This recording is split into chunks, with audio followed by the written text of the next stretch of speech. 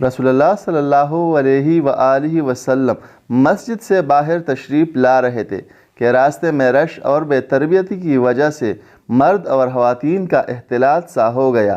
یہ دیکھ کر آپ صلی اللہ علیہ وآلہ وسلم نے خواتین سے ارشاد فرمایا، ایک طرف ہو جاؤ، راستے کے بیچ میں چلنے کا تمہیں حق نہیں، تمہیں راستے کے کناروں پر چلنا چاہیے۔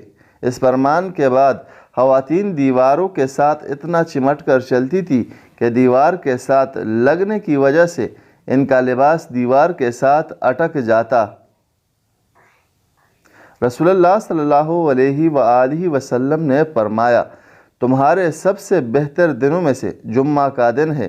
اس دن آدم پیدا کیے گئے، اسی دن ان کی روح قبض کی گئی، اسی دن سور پھونکا جائے گا، اسی دن چیخ ہوگی۔ اس لیے تم لوگ اس دن مجھ پر کثرت سے درود بھیجا کرو، کیونکہ تمہارا درود مجھ پر پیش کیا جائے گا۔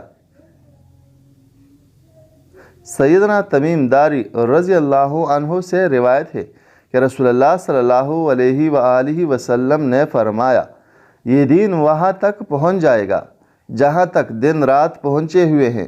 اللہ تعالیٰ اینٹوں والے یا خیمے والے کسی کر کو نہیں چھوڑے گا مگر عزت والوں کی عزت کے ساتھ اور ذلت والوں کی ذلت کے ساتھ اس میں اس دین کو داخل کر دے گا۔ عزت اس طرح کہ اللہ تعالیٰ ان کے ذریعے اسلام کو غلبہ اور عزت عطا کرے گا، اور ذلت اس طرح کہ اللہ تعالیٰ کفر کو ذلیل کر دے گا۔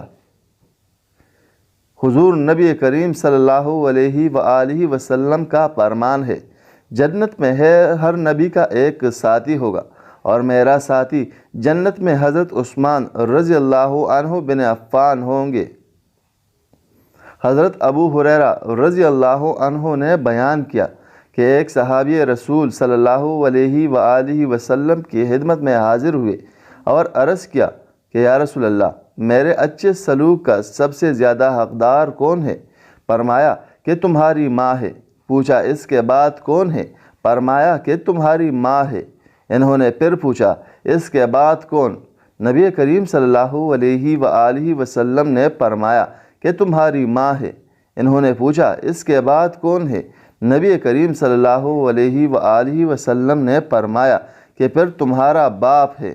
ابن شبر اور یحییٰ بن ایوب نے بیان کیا کہ ہم سے ابو زرعہ نے اسی کے مطابق بیان کیا۔